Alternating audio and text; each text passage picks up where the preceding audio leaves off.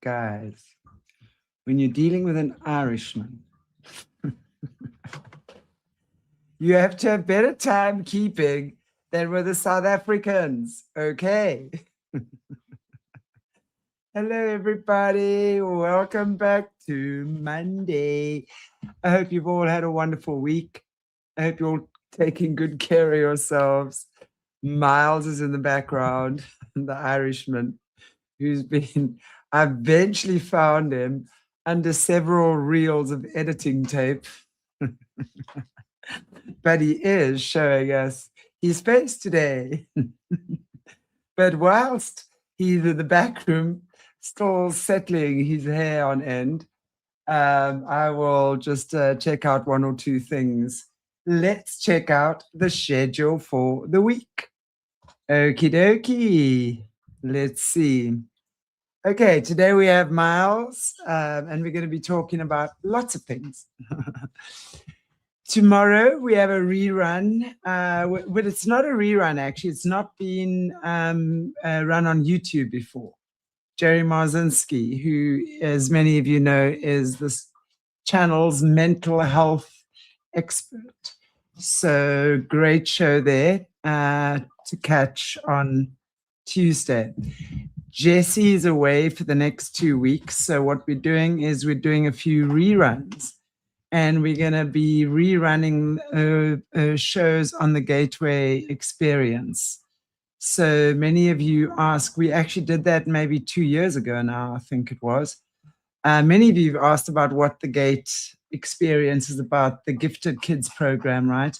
Well, this is it. And it's actually over a series of 6 episodes. So she really does do a deep dive into that. And it will be this Wednesday, and I think on the weekend maybe, or next. Yes, on Sunday Loop as well. We're doing 3 and 4. And then next Wednesday, we will do 5 and 6. So there's a whole series of the Gateway Experience that Jessie did a deep dive on. So that's available from Wednesday. Solutions in the Field with Shanti, Protection Patterning Series. Join me for that. We're having fun with that one. And then, of course, Dr. Dennis Carroll in the evening. And then again, Solutions and Error on Friday, Drop In with Shanti. I think we're done with the Fall of the Cabal now, the sequel. The rest we could have been doing is COVID, which is very boring.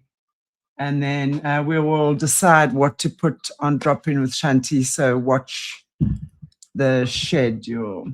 Then we're doing on Friday evening, yes, 6 o'clock. Again, a rerun with Caleb Jade, but it has not been on YouTube before. So the first time on YouTube, show with Caleb Jade. So check that out. That'll be on Friday at 6 o'clock.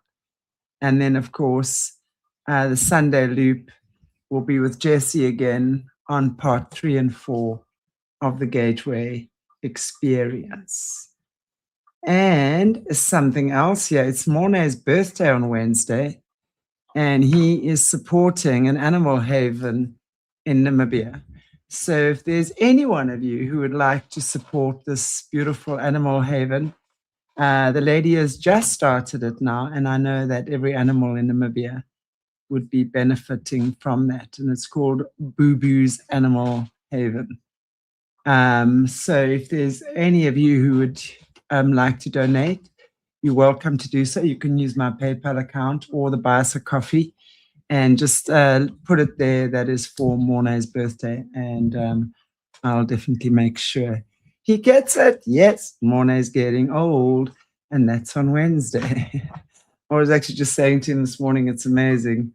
He's over 40 now. I don't think he'll mind me telling the world that. But yeah, I mean, I met him when he was like in his early 20s. So yeah, we've kind of grown in front of each other. Anyway, without any further ado, let's bring on the Irishman before he gets caught under several layers of real again. Hello, Miles. How are you? Well, I'm glad this was fully organized. And certainly I have not been busy. I've actually been upgrading a piece of automotive electronics Well, this. What is that? Was ist das? Work. Was ist das? It's to dim the dashboard lights. And I know that there was a song about that. Yes. In Meatloaf. Yeah. And I was thinking exactly the same didn't thing. have any steamy windows. Crikey. I have no idea why you were laughing. Right. Because I've no doubt that But you had what's many happened dim here? What's dashboard happened here? lights. It's been overcast, raining. I now, just when we're about to do the show, the sun has come out, and I have got a special sound acoustic wall thing that I have to deal with this sort of thing. And people may ask, what on earth is an acoustic wall treatment panel got to do with getting rid of sunlight? Because I've decided to sit in this location rather than the other location, which would mean moving these lights, which you can't see. And anybody in television always knows you can't fight the sun. So you can have all the lights you want, and they don't make a big difference. There's blinding lights here. Right. It's anyway, so true. let me see what I can do. I wasn't sure if last week we mentioned Nick Pope. Did we? Anyway, I'm not sure if you mentioned it on air, but I know you and I have spoken about him before, but I'm not sure if it was on air. The thing is, Nick Pope finally met his maker, I think Friday, 2 weeks ago now. Basically, almost the start of April. I think he died. Anyway, he died on the, well, he was announced that he died on the Sunday, I think. But I got word that he'd been seen on a shoot in Derry, that's Londonderry, in the northwest of Ireland. And that location, this came, I asked the guy who gave me the story, and his father is an abductee, and he was abducted in a quarry in Moville, which is in the Irish Republic, where Londonderry is, and I just call it Derry. It's right on the Irish border in the northwest of Ireland, and across the River Foyle and the city boundaries, you then go into the Irish Republic. But it's very mountainous, and it's Donegal. A lot of parts of Donegal and the Northern Ireland coastline were used in the Game of Thrones series. So it's a big deal to have Hollywood major TV series made there. So that helps a lot of people. In my line of business, and if we had those sort of things happening when I was over there, maybe I would have stayed over there. Anyway, the point is, my mate Frankie was in the pirate radio business as well. And that's where there's a connection between the ETs or the aliens or the other people and pirate radio. So what the source explained was that Nick Pope was present when they were filming a part of a new series on which would air in the UK on Blaze TV. They do UFO specials, and I think that's owned by Discovery Networks, and they have a fairly big operation in West London. And they used to be in the campus where Sky TV actually did its main stuff. Now, the point about this is, when I first went to the UFO Congress in the United States in Las Vegas at the Showboat Hotel, I think it was, I started, I think, going there in 1983, November 93. So that was the third International UFO Congress. I could be wrong, but the point is that that's when an awful lot of stuff was coming out. Now, one of the things which we did at KISS FM 103.7, which is the pirate thing that we managed to get on air in 1987 going into 1988, December 88, was we cracked Matrix, right? Now, there was some kind of ET involvement there, and then subsequently other things happened. But 1988 was a very important year. A lot of things changed at that time. So Bob Lazar was involved with special operations in a place called S4, which is in the Dreamland area, which is the size of Wales. And that's where you got Groom Lake and all this stuff about Area 51 and things. And all that broke in the spring or the late winter. The winter starts the 21st of December, so winter. It would be the winter of January, March 1989. So an awful lot of things were happening. So the point is, that is when the first words about aliens at Area 51 and flying saucers flying around the high desert 100 miles northeast of Las Vegas. So that's a big deal. The point is that last weekend, 10 days ago, Bob Lazar's film came out, a second film about Bob Lazar. I think it's the second film. And he was on the Joe Rogan show, and that's a huge thing. 16 million views, massive. And the bottom, what we're leading to here is, it seems at the same time, in the last month or two, you have a disclosure issue happening in Northern Ireland, and Nick Pope's involved. Nick Pope dies. Bob Lazar's stuff is released. These aren't coincidences. So essentially, you got Nick Pope dying, the Artemis launch, a war in Persia. I'm going to use the old name. All seem to be happening at the same time. And none of these things are a coincidence when all that sort of stuff happens. But focusing on the disclosure aspect, the whole point of the alien stuff happening around the northwest of Ireland is that, I think I explained it before, but the point is that there's been a lot of ET stuff happening in Sligo, which in terms of a geography is very close to Derry. It's the northwestern peninsula of Ireland. And the point about that is, that's the last bit of rock, the last bit of landmass of the continental peninsula of what we call Western Europe, right? Somebody described, this bit of the continent as a peninsula, and it's a wide peninsula, because people in a scale of things, Iran is about the same size as Western Europe. So from a perspective point of view, Europeans are very small thinkers in terms of size and stuff like that.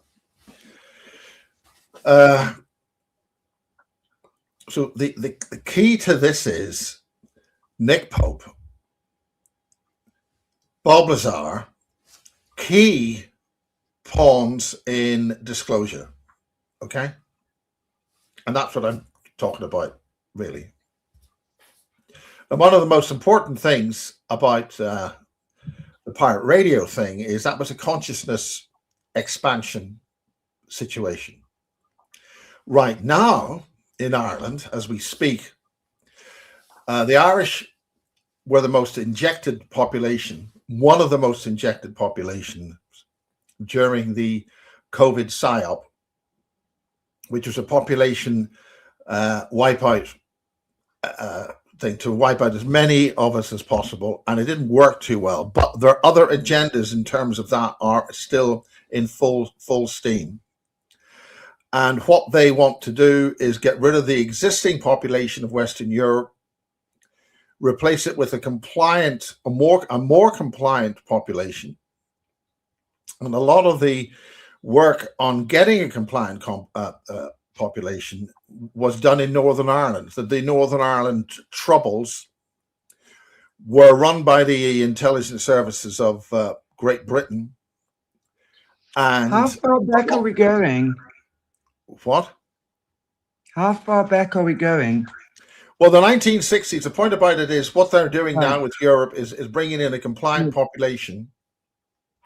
Right now with this war, I want to just ask you, because what you're saying, I want to just make sure it coincides with what I'm thinking. When you talk about creating a more compliant population, and that would make sense to me going back even to maybe even before the 60s, you know, when we were talking about the famines and literally how the Irish people were targeted. This goes back to the DVD. It goes back to the Bavarian Illuminati in Prussia. Yeah. Bavaria. Why did the Bavarian Illuminati come into existence? We're going into Francis Bacon, son of Queen Elizabeth I. I think she had 4 sons. Two didn't make it, 2 did, and one of whom was Francis Bacon. One of the things I'm working at is a brilliant woman called Maria Wheatley, and she's written a show, which we still have to shoot, on women who've been written out of history. And this also goes to the suppression of the divine feminine. And then we've had the suppression of the divine feminine, and now in this day and age, we have the complete attack on the divine masculine. So if you have the divine masculine, divine feminine attacked, any species that's involved with that is basically slated for being wiped out or made so weak that they are under the command of whoever these bastards are, right? Bar stewards. Now, one of the things about Northern Ireland is the whole point of what I was exposed to and this is when the whole thing when I got to Las Vegas, the whole Bob Lazar thing was kicking off. John Lear, George Knapp, a whole pile of stuff, and that was the biggest news in the UFO thing ever, really, for a long time. Although you got a lot of people stuck in Roswell and whatever. So the point is, in the last week or two, a lot of this stuff has come back. You now have a huge situation in Ireland, in the Republic of Ireland, where they're all, you know, the Irish army's on the streets, and they just had an armed parade of Irish army soldiers in full combat uniform, holding armed weapons, simply walking through Dublin to display the Irish army. This is armed, battle-ready Irish troops walking to the centre of Dublin, because the truckers are doing all their stuff that they're doing in the Republic of Ireland. One of this religious divide in the north really is a fiction, but the point about Northern Ireland is that's been a project that, because Northern Ireland was set up by a German asset called Lloyd George. And Lloyd George worked with 2 more German intelligence assets called De Valera, who became the president of Ireland, or the prime minister for years, held Ireland back 3 generations. There was a civil war, and another key player in Ireland was Michael Collins, and he was a German intelligence asset as well. And at the same time, you had Lenin, and then following on from that, you had Mao Zedong, and you had Trotsky, and you had Stalin, and all that lot. They were all German intelligence assets, including going into we don't want to get distracted and all that. But the point is, we're dealing with a parasitic controlling structure, which was what manifested through Germany. Now, Germany didn't become a united state until the 1800s or whatever bloody thing. But One of the key things with the King of Prussia was when they were having their little internecine wars in Europe, they were fed up that the local people, who were all very nice people, didn't really want to kill the other people. So they weren't getting a high kill rate. This also happened in World War One, where you had the British Army playing football, for crying out loud, with the German Army on Christmas Day. This isn't, you're not meant to be having buddies with these people. You're blowing the living hell out of them, right? Now, Lloyd George gave the Germans information as to when they were going to have this massive battle, which was a very bloody battle for the two Irish regiments, which were in World War One. They were basically thrown in to get blown up. Right. What Lloyd George did, he leaked when the massive move was going to happen in the battle of the. It was a massive slaughtering battle. I'm getting confused with the Battle of the Bulge, which is World War II, and the Battle of the Boyne. It was some other name, very bloody. The Germans got word when the British were going to attack and how they were going to do it, and they put concrete, reinforced concrete, in all their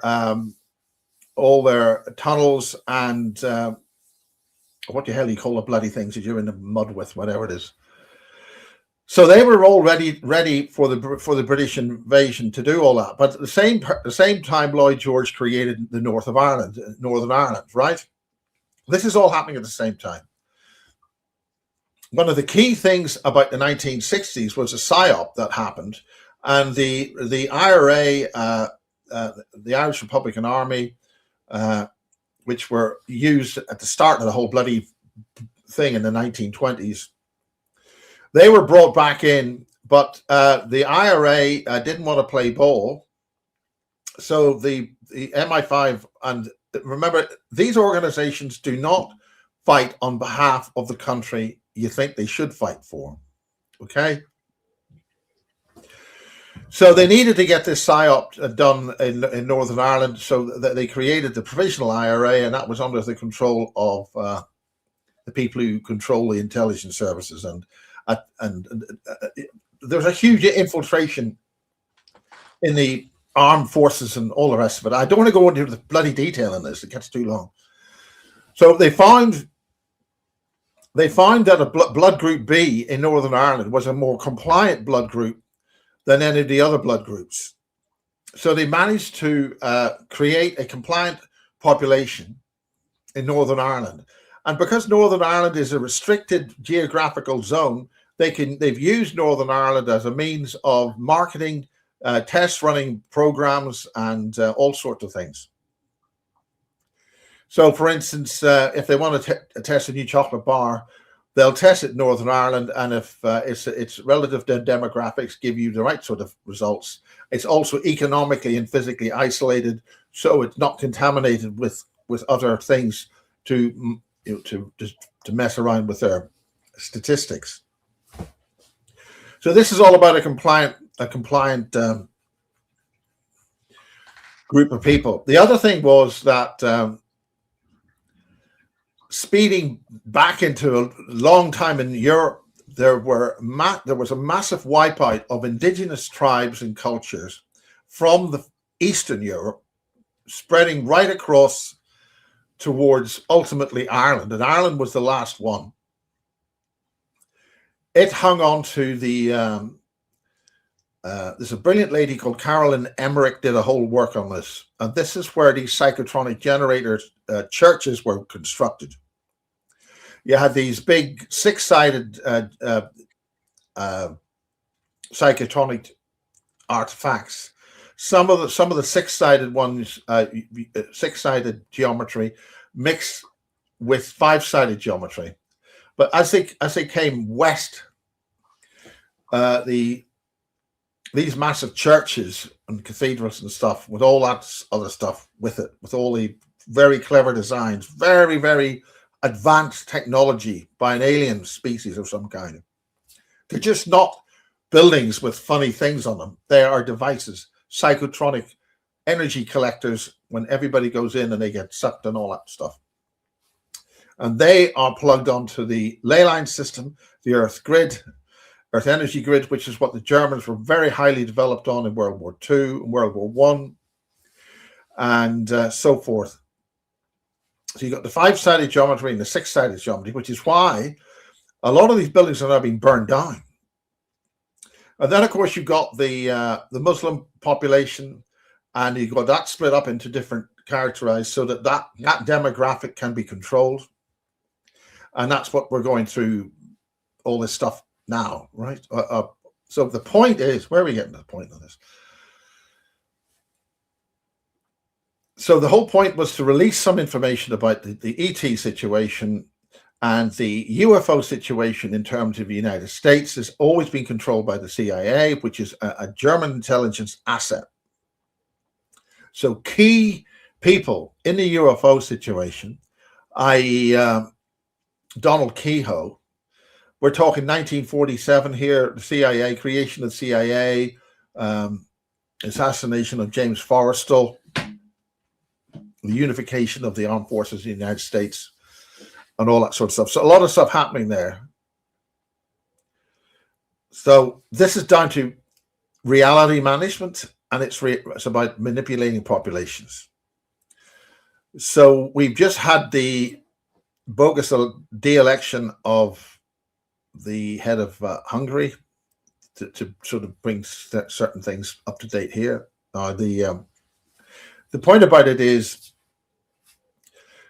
all at the same time, Nick Pope dies.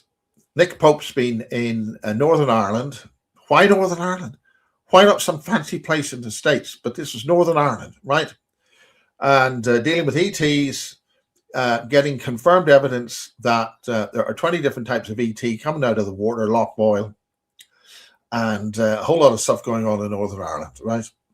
You also have a TV series called Game of Thrones, very popular, all shot in that area. And you also have near the Giant's Causeway an interdimensional gate in operations, and just across the sea or the North Channel into where the Atlantic flows between Ireland and Great Britain. You've got Scotland, and you have RAF Machrihanish, which is a ET base controlled by its main ET SSP base down in St. Morgan in Cornwall, right? And that was dealing with ETs, and so and then the main point is that Nick Pope contribution to this is his father was a very high-level physicist. Now, there's a guy called Professor Wilson or somebody. He's not a professor. He's a mad professor type. He lives in France, looks like he's English.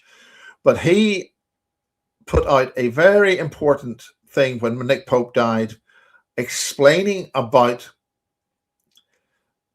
Nick Pope's father. Now, the other thing that people probably haven't noticed about Nick Pope is there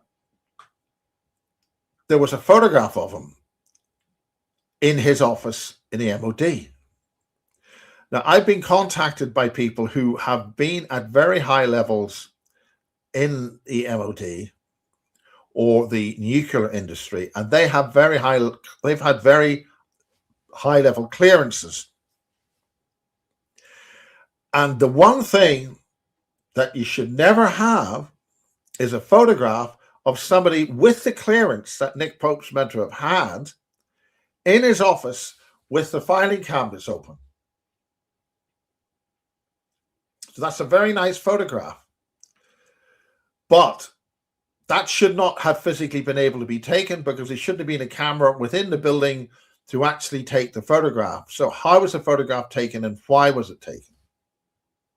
Okay, so we've got wet blankets burning on bonfires here, producing smoke signals all over the place here.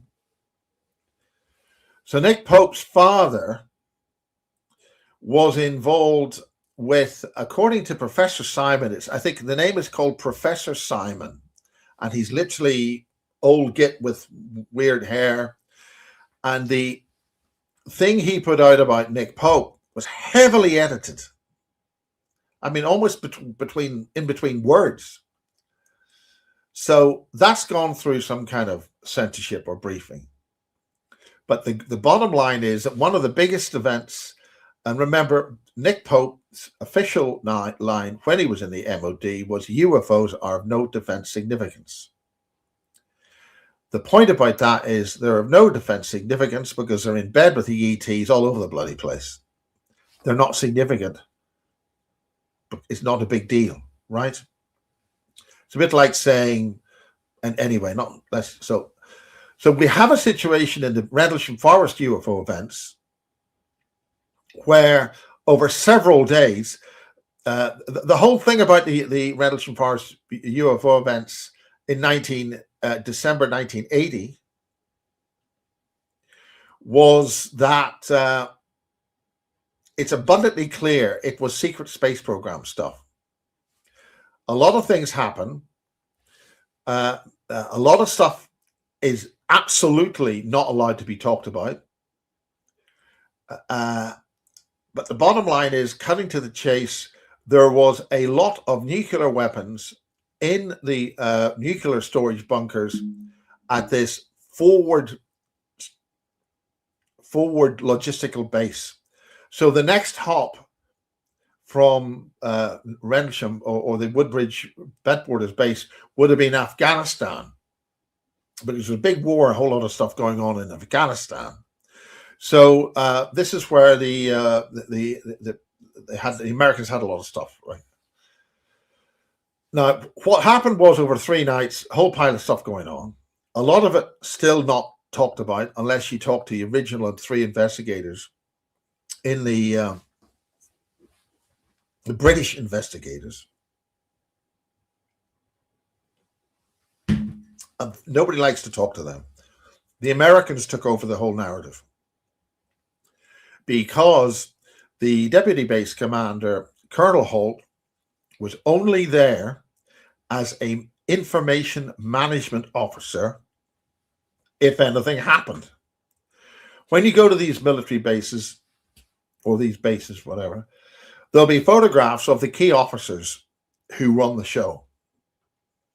So at Woodbridge Bentwarders, you had the British officer who ran it because they were British bases. So he was the sort of the landlord, okay? You then had the senior US officers anyway, we had the US officers, and their photographs were on the guard point at the entrances. So there they are. Charles Holt's photograph was not on those guard posts when you came in. So to say that he was deputy base commander is bollocks. Okay? So things happened. So when things happened, he's called up and he's in operation. Right? So cutting to the chase, there was a large amount of nuclear weapons on the base. Officially, those weapons were not there because the British officially explained, we didn't know anything about this, which is one way of getting out of jail if anybody's going to go to jail. Well, nobody told us. It was them. So it was all the Americans' fault. Now, the point about this is that even if they were official, they were only allowed to have something like 12, about a dozen. So my understanding is, based on testimony, a lot of it got by Gary Heseltine, who realized Charles Holt was lying. And Charles Holt was meant to be deputy base commander.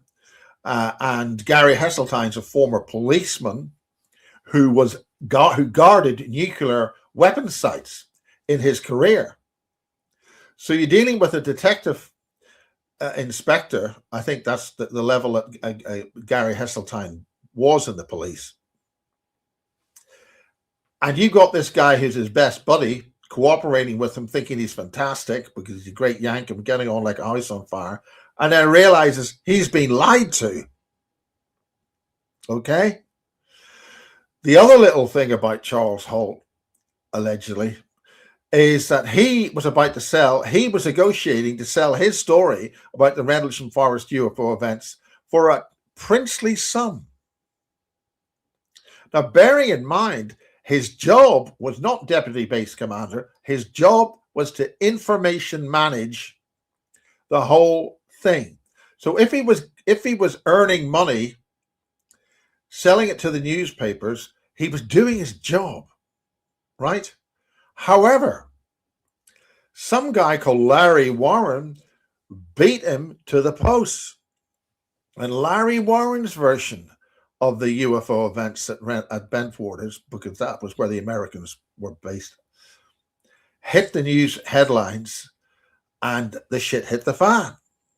Now, if you were negotiating, hey, I've got this exclusive material. No, you haven't. We've already got it. Goodbye. What do you think Charles Holt would think of Larry Warren? Displeasing, unpleasant thoughts. Now, this is active at the moment because there's a movie called Capel Green, which has been like in 12 years in production and has now been legally stopped because somebody's objected about this or about that, and they don't want that movie out there. Okay? In a big way, they don't want that movie out there. Meanwhile, Professor Simon, now that Nick Pope has died, has broken this news that, oh, Nick Pope's father was a scientist. And he was talking about some kind of plasma physics stuff. Weird sort of stuff. Because somebody sent some UFOs over the Bentwaters base and the weapons storage area, probably shared by both bases. And these beams were shot into the bunkers where the nuclear weapons were stored. And they were all neutralized. No more nuclear weapons. These were weapons ready to launch, for dispatch to, a battlefield somewhere. Now, the point about this is there's now about three things. A, the weapons weren't meant to be there. B, when they were there and they went and found that they were all deactivated. Now, I don't know how they know how to deactivate a weapon. And who neutralized them? Who actually neutralized the weapons then? If you say this alien spacecraft that came over and shot these energy beams. Now, the point about switching to the true physics, i.e., the electric universe physics, gravity is a distraction. The force of gravity is a distraction, right? The other thing is that I'm really heavily paraphrasing here. The model of the atom that we are sold in established physics operates with neutrons. There's these neutron things in the atom. Now, one of the ways to spot bogus official science is when they introduce an expression into the mix, which is a get out of jail card to make their mathematics work. That's a constant. We'll call it Planck's constant. In other words, it's an error they've got that they want to. That's a constant. Oh yeah, mathematical constant. The key to uranium or to plutonium, these heavy elements. And again, I'm really grossly, paraphrasing here. These highly radioactive elements are often found in layers where you get iron iron oxide, i.e. iron ore. Okay? The basic principle here is, the basic idea here is, according to the electric universe principle stuff, is you've got an atom, right? It's iron, right? In this state, right? I'm using my hands here, right? So in this state, you've got an iron atom, right? And that makes irons, it makes steel girders, you can build battleships with it. Okay? In roughly the same seam as this iron is, you have uranium ore. And the uranium atom is a very, very big atom. And the basic point of this argument is it's because it's two ferrous atoms crushed together, making one atom, which is unstable, which is why it's radioactive. Okay? That means that if you have radioactive weapons grade enriched uranium or enriched plutonium in a warhead, if there's a guy called the what's the kind of effect? Oh bloody hell! It's when you hit metal with the correct oscillating frequency, the metal will collapse into dust. Okay. Now, where do you think that happened, Chantel? Steel and aluminium plated buildings falling into dust. Wow. And it wasn't done by aeroplanes. No. Okay? Wow. And what happens when you have aluminium dust and iron filing dust in the same place? It's extremely reactive, and you can pack it into special long tubes and launch space shuttles with it. Right? There's a couple of other little things in there. Otherwise known as thermite. Okay? So a lot of people thought that those particular buildings fell because they were blown up using thermite. So the point is, if you hit a structure, an atomic structure, with the right little shaky poos energy beam, the uranium springs back and becomes iron. Okay? So this means that Nick Pope's father was involved with advanced energy physics, which really isn't that advanced. It's just the correct physics and not the kind of crap that we're sold with Einstein's 3 space-time thing. Einstein's stuff we're sold is 3D plus time, and that's the only extra dimensional thing you're allowed to have. You're allowed your space, your time thing that you can't put in a mug and stir it up or anything like that, this time thing. And this spins forward to element 115, which is Bob Lazar. Okay? Right? The whole point about the Bob Lazar thing is that the alien spacecraft flying out of S4 in the Dreamland region, you got Area 51 over there, S4, and the film, which was released at the weekend that Nick Pope's gone walkies, shows proof based on an aerial photography where the S4 hangars were. Okay? The other thing that Bob Lazar was very careful to say was, we just called the element 115 reactor that powered this sport model fancy flying saucer.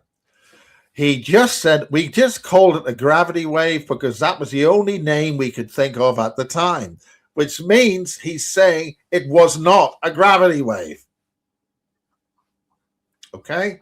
So am I making sense here? Absolutely. I mean, I'm following you, and I feel like I'm sitting in a grade 1 class, and you're unpacking this actually beautifully. It makes such sense what you're saying, because I've never, I mean, just reversing a little bit to the 9/11, it's never made sense to me exactly how they did it. That's why when you Chantel, I'm mentioned going to that stop now, you there right now. You're just being yeah. silly. Right? You're being silly. We all know that when you get the plastic cone of the front of a airplane flying faster than its specified speed at that altitude, that the plane was flying so fast at that altitude with the density of air, it was beyond its controllable characteristics. But who cares about that? These are madmen flying it, with turbines on their head. These are mad mullahs, and their heads are, whatever. No, Now, I as mean, you well know, a plastic nose cone can smash through feet-thick concrete and steel, and the edges of the aluminium wings are so strong they can cut through the concrete like a knife. Are you doubting or? no, I never Yeah, thought a bird for can me, fly in the air. Oh, it's flying fast because the plane hitting it. All it does is break the outer cone of the plastic, but that same plastic can cut through feet-thick steel. wow. So, if they use energy weapons to reverse this is probably a test. If they were able to completely disarm nuclear weapons in bunkers, feet down, how many feet down in the ground, concrete bunkers, they're able to get an energy weapon in there to shake that active weapons grade warhead to iron. Now, the other little thing about this is that based on the commanding officers and the actual Americans and everybody who don't know about this advanced stuff, but Nick Pope's dad did.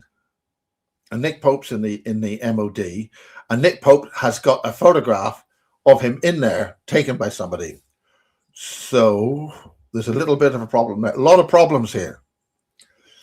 So if they could do that in December 1980, right? And then you've got a bunch of skyscrapers needing demolition because they were falling apart. Because one of the things you never do is put iron and aluminium together in any construction, because there's this periodic table of the iron and the aluminium. They fight each other, and the iron and they rust and corrode. So you never do that. So and if you do it, it gets rusty and everything starts going off, right? And why build it like that in the first place? Maybe it was built like that in the first place because they planned ahead when they built them. We're going to blow these things up. Who knows?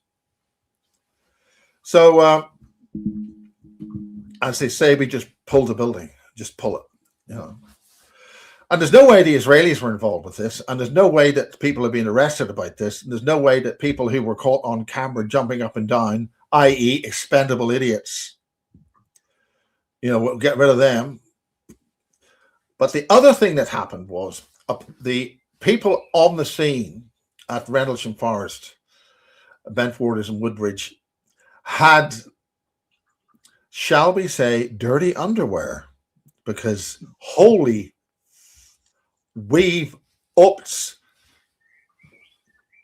So basically they shat themselves, right? Because that meant they'd been disarmed. However, there was a bunch of guys across the North Sea, up the river, whatever, where it gets cold, I think Moscow somewhere.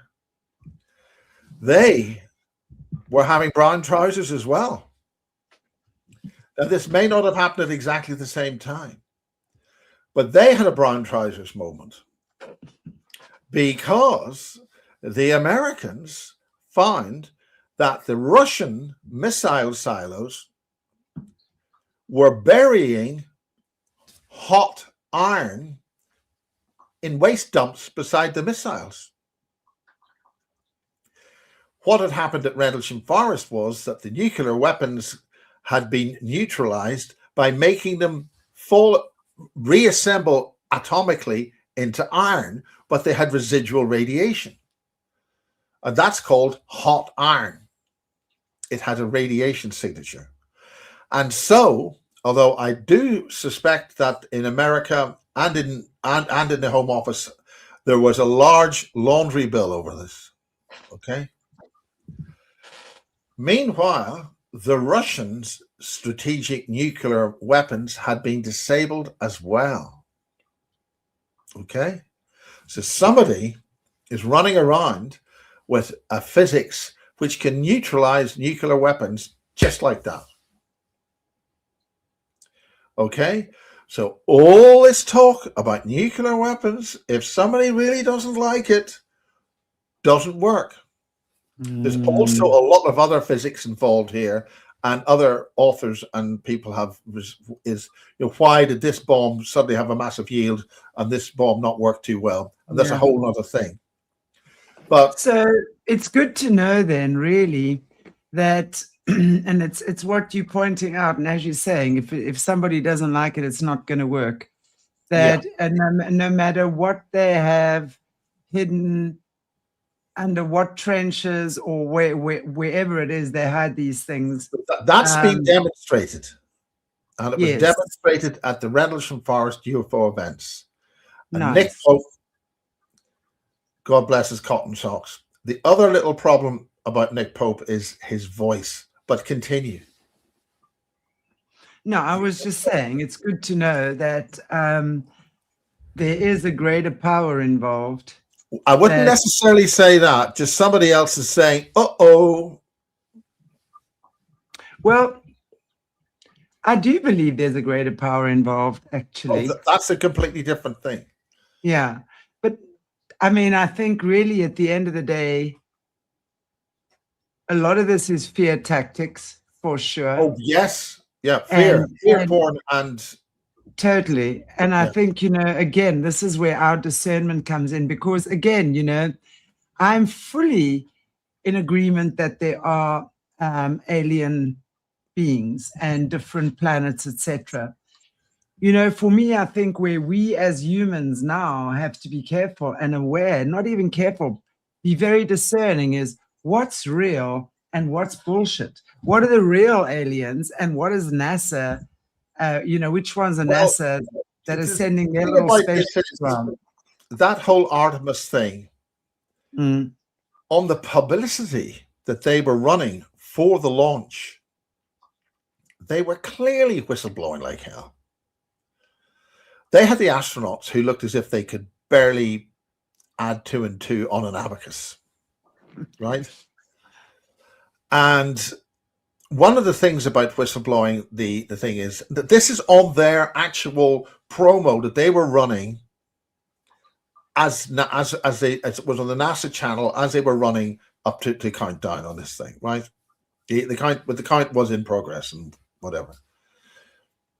One of the things about the weightless pictures of space and stuff is it's been whistleblown on YouTube and other channels, endlessly about green screening the astronauts. So the astronauts have been held on a belt and something on their chest, and it's got a wire, and they're hanging there horizontally, waving about.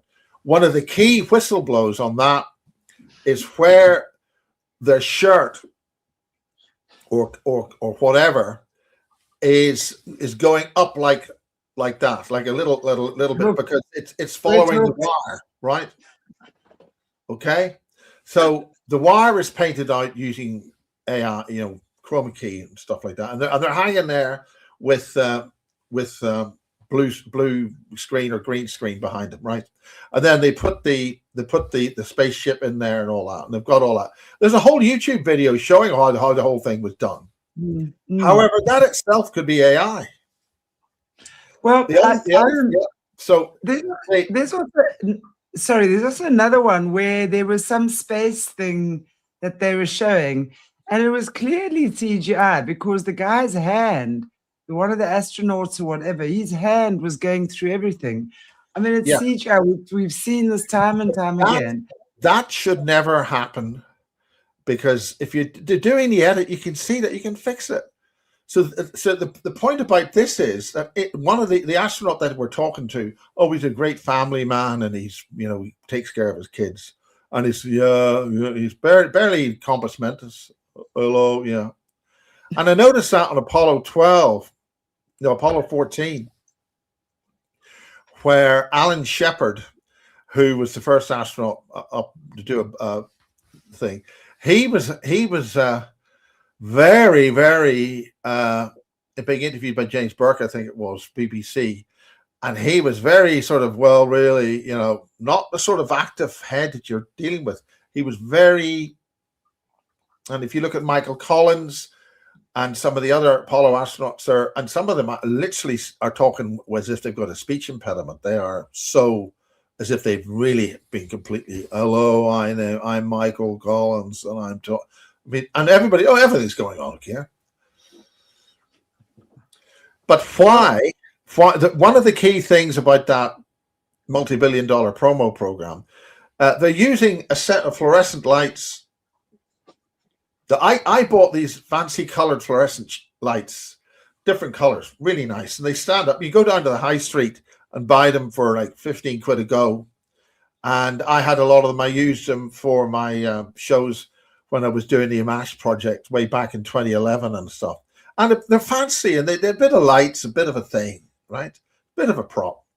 But they decided to use a row of these, and the astronaut would walk up in this, and like, this is, they had, shall we say, low budget on this.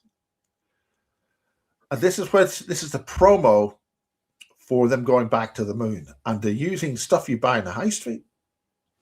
There's something wrong there. Right. But the point is, when they talked to him and they went through the edit, and you were on the space station, and so, yeah, I'll talk about the space station. The clip they use is so blatantly fake because of these things about his trousers and the wires. Why use a clip in your edit on the countdown to this liftoff if it's blatantly obvious?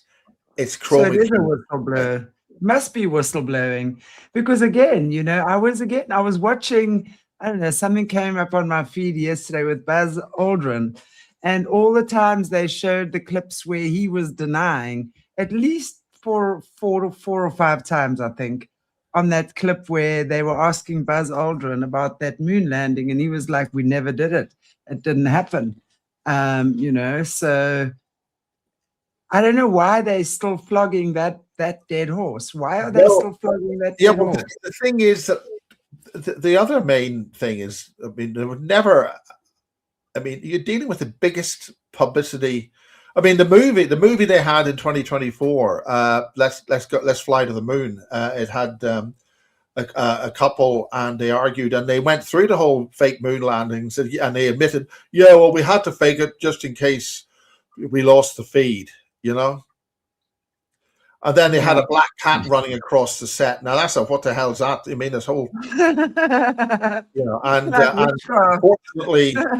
fortunately, the base commander, what's his name, who was able to switch the feed to the right thing at the time, and it was real. And then the intelligence officer sort of loopy-loo. So there's a lot of, that's a good movie to watch. It's well worth it, and it's a great movie. But to be bluntly fair to them, 4 astronauts were burned horrendously to death in the Apollo in the command module. Apollo, what they call Apollo 1. They called it Apollo 1, but it was designated Apollo 204. And you know, these people have died, and there's an awful lot of unsung heroes. In classified ones or whatever, they have died, and I think we should honor those astronauts exactly by saying, what the hell did you really do? Exactly. It's interesting. Yeah, I definitely want to comment on what you're saying about the astronauts there, the unsung heroes for sure. But Sian, what you're saying about Kali Yuga, it's exactly that. It's like we've also moved into the age of Aquarius now, right? And we can't deny that. And the dark side of the age of Aquarius, the underbelly, is exactly what we're experiencing now. Out of control viruses, out of control technology, out of control power. It's all of this without emotion. So it's almost everything technology without emotion. And that's what we have to realize what we're dealing with here. And the age of coral, and exactly that, which again highlights why it's so important for us to be discerning, because Yes. only when you're at peace with the truth. Now, being at peace with the truth does not mean you're living a peaceful existence and you're sitting chilling out every day. That's not at all. And when you've understood the truth of how things work, there's an energy that activates within you. It's like a river or a flow that opens. It's a frequency thing, right? And that's when that starts opening. It's like you grow roots. That's what starts happening. That's what we need to be doing here, is literally connecting back to truth of really who we are. Because only when you know who you are and what that connection back to creator and who you are you able to discern the truth. It's like a tree with roots.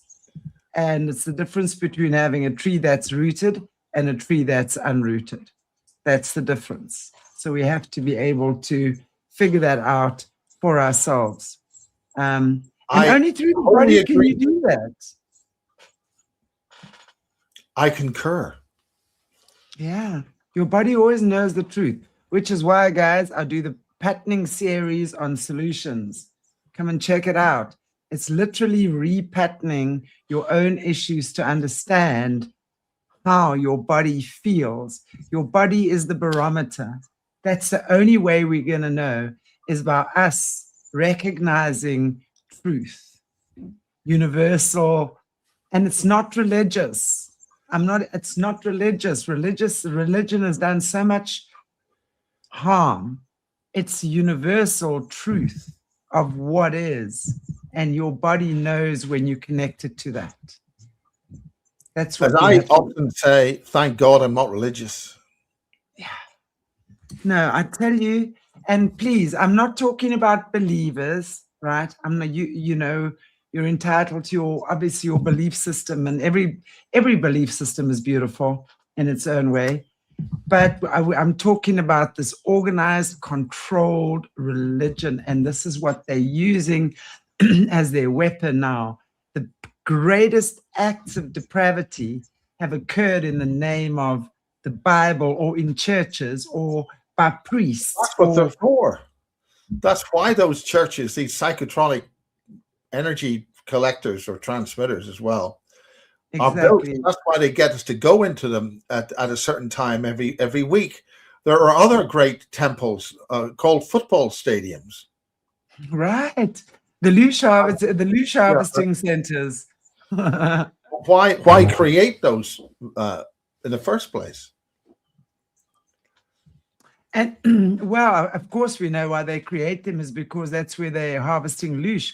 But you know what's also very interesting is when we go back into the religion and the spirituality of this planet, you know, all the indigenous tribes and the ones that followed closely had their own way of connecting with the divine, and they did that. But unfortunately, when religion came along, they destroyed all of the original indigenous sites, temples, and literally built their churches or temples or whatever it is on that, because that's how they usurp the energy of the ancient tribes. And this is why now the indigenous tribes are fighting so to get their land back, because that's exactly how they've corrupted the land. Many of these churches, these religious churches, should be ripped down, and it has nothing to do with God or the Holy Spirit. It has everything to do with the corruption. That's what happened with Notre Dame. Yeah. Notre Dame was on an ancient temple of Isis, and it was powered by the River Seine, the water going underneath it. That burned down by something striking above, and that was linked with another fire in, I think, Jerusalem, which was again a Muslim and Judeo-Christian facility. Very careful not to strike any kind of misunderstanding that it was a Muslim thing or a Christian thing, but that got hit. That was on fire as well. Now it's interesting to see what what have they done with, or how did they rededicate the Notre Dame, the new church that was designed to suppress and damage and hold and suppress the divine feminine. That was the whole point of that psychotronic black magic device. But then how they inverted that, they turned the divine feminine into some new age phenomena, which is exactly how they've taken the feminine out of religion, because religion is a patriarchal system that completely dominates. Patriarchal dominates through the head, right? Control. And they've taken the heart out of that. And that is why, I mean, if you look at any religion, any organized religion, you get very, very, very, very little of the female, the feminine. But when you go back to the original practices of the indigenous people, you find that the feminine energy, and it has nothing to do with some airy-fairy concept. The feminine energy is the creatrix. She creates life. She brings life. And that's why, and that's why the cabal absolutely is deplorable to women. That's why they treat women like the Epstein girls have been treated. That's the whole point. Exactly, because they've completely negated the feminine power. And it's not about women being better than men. Patrick was brought to do in Ireland. He was one of the worst butchers. I think he was actually worse than Oliver Cromwell. And that takes, Oliver Cromwell obviously is much later. But that's what they did with the so-called, the snakes were driven out of Ireland. That's because they didn't have any snakes to start with. But it was the suppression of the feminine energy at the portals. So the portals on this side didn't have that available. So they lost control from this side of the portals. So whoever was on the other side had the control.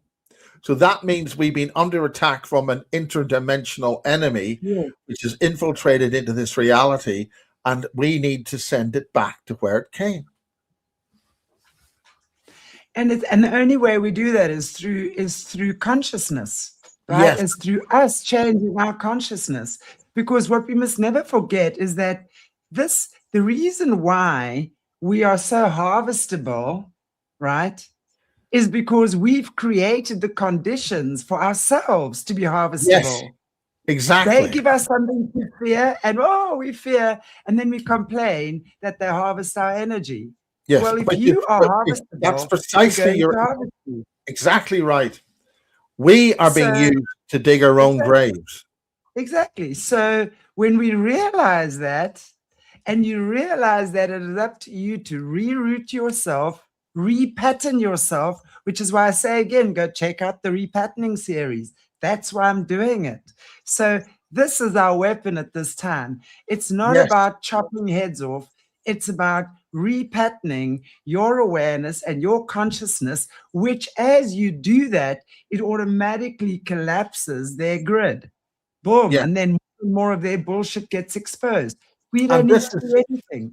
This is what Andrea Fawkes has just, Andrea Fawkes has just come back from Sedona, and that's what she talks about, about doing the inner work. I still don't know what the inner work is, but I'll be doing a show with her, and hopefully she'll be speaking at the conference in June, which is getting a bit close now. And but she has got several amazing pictures of her actually changing. not being stable, all being scrambled up. So maybe we'll see how that works. Well, as long as we scrambled up, we are harvestable. Yes. But as long as we connected like a tree is a human being. Human being is like a tree, rooted, connected, and when you're in the right conditions, you flourish. It's that simple. Yes. We are just trees with more complex emotions. So when we realize that, we go back and we understand nature, Mother Nature, is God in action. Yes. And then when we follow the laws, LORES, laws of nature, that's when we repattern ourselves again. And it's that simple. It's not easy when you've been living in a skyscraper, disconnected from everything, living off cardboard food for the last 40 years. I understand that's more challenging for you. But when you've already cultivated good habits and you understand the importance of growing your own food, what you eat, food is your medicine, enough sleep, enough exercise, your body is your spaceship. You're not going to get another spaceship. That's why you've got to finely tune this beautiful spaceship that is you, because within you is God's sacred technology. Your soul is God's sacred technology that needs to be awakened to what is right now, and not the distorted version of yourself that you thought you were, that you got caught up in the matrix with. The work takes us back to the sacred technology of who we are. You do not need instruments or tools to win this war. You are the instrument. You have to realize that. And when we do, war's won. No more war. You are the spaceship. This is the point about, it's interesting that it was about, there was, in terms of this war with Iran, it was Iranian oil that communicated to certain individuals that we are here. The sentient oil that you couldn't be refined was saying, we are here to clean up your mess. So if we are part of the solution rather than the problem, things will flow our way. We are the problem and the solution all at the same time. Which is why when people come to me and I'm a targeted individual, I said, don't call yourself a target. You're making yourself a target. So don't make yourself an empowered individual. Yeah. So your consciousness can solve this. And what we don't realize is that the wound, right, and the healing is in exactly the same place. But many of us are too scared to enter the wound of what's created this to begin with. And we have to enter that wound within yourself first. And when we've healed that, we come out and then we have the patterning that we require. We are phenomenal creatures as humans. They are after us for a reason. And you know, my whole thing is not to tell people to get spiritual or whatever. I just want people to look at themselves differently. Because when you see yourself for the amazing creature that you are, the amazing being that you are, you will never be scared of a fucking idiot from the cabal ever again. Oh, excuse me. I was too busy trying not to swear there. And there this, well, he says, you see, it always gets me, you see. I keep telling you, swear, these men, they're too delicate. They can't handle it. Are your ears delicate? Did I blow your Irish ears off your head? Oh. Shock and horror. Shock horror. Well, this has been brilliant. I'm going to have to get moving. And Chantel, you're doing a fantastic job. You're looking really well and enjoying yourself. Yes, I am. And so are you. And I look forward to seeing you back next week, Monday, 3 o'clock, my time, 2 o'clock, your time. It's the old 3 o'clock, my time, your time thing. Okay. Thank you, Miles. I'm a very busy man. I know you're a very busy man. I was telling them that I had to go and find you. I had to go and find the Irishman. Eventually I did. I was busy on other assignments. I see. Well, I was. The other thing that's happened today, forget about all this other highfalutin stuff. I had my washing machine checked. What? And it's okay. Can you wash your clothes again? Or can you wash your feet now? So basically, there's no excuse for those dirty socks. Exactly. Don't even go there. Oh. Miles, you're a typical single man. Well, let's put it this way. I refuse to answer that on the basis it may, after that, it just gets too dangerous. Okay. Thank you. Is there any way that people can find you? Is that too deep? I got too much silence there. Whoa. Whoa. Well, speeding on, he said, the conference is the full. It's an international disclosure conference. Hopefully, we'll be able to get people over from the States, and things will be working. I think if we get things focused and committed on the beaches, don't quote Churchill. That's not a good thing. I demand my conference is going to run really well, and that woman Beverly's hiding. I think she's hiding. She's hiding from us all. But I think she's enjoying the next stage of her blissful life. So we'll give her some peace for a little while longer. Yeah. And apparently a green card isn't even green. Right? What color is it? Is it like white? You say so. We're going to have a whale of a time. Come what may, it's going to be great. It's in the summertime. And I've been invited to speak at Kerry Cassidy's conference in High Elms Manor with the UFO Academy, and that's the last weekend of July. So it's always great when Kerry's over here. She throws a bit of a party and at this wonderful manor house in North London in Watford, and that's the UFO Academy. So that's another great thing for people who are from anywhere. In fact, I was talking to a friend today, and comes with Kerry, and she's come across the sea from Florida using a boat to go and have a steam around the ports of Spain and the Mediterranean. How dare she? How dare she have such fun without me? Exactly, yeah. And you. And actually, she got a bloody good bargain, £500, and that's amazing. That's just what for a boat? Yeah, for a tour over 2 weeks in the Mediterranean and that, yeah. So if you get the bargains, it's worthwhile having. I think if somebody was listen, that's not pre-manifest. Anyway, that's what's happening. Okay, well, I look forward to seeing you next week again. And thank you, everybody, for joining us. Miles, is there any way, I don't know, any shows you're doing that you want to tell the viewers about? Focused on the June 19th, 20th, and 21st. Maria Wheatley and Sean Bond, we're going to be doing a really cool sort of twin thing about his long skulls from South America and Mexico and place like that. And Maria's done a lot of work on long skulls and the origins of Stonehenge. So it's going to be interesting to see those to gel together. And we're going to have Penny Bradley's doing some heavy deep work. She'll be on Zoom, and we're going to have Andrea Fawkes doing her wonderful stuff. We're still hoping to have Draco Reed. He's a super soldier and a cool dude, man. Okay. And we're going to throw a party. And the details on that are on basistv.org.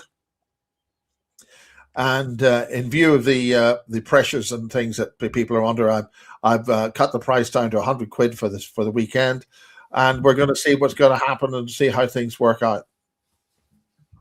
Sounds amazing. Let us know more. And and that's the June. It's the third weekend of June, which is of course the solstice, which is why Maria can only do the Saturday.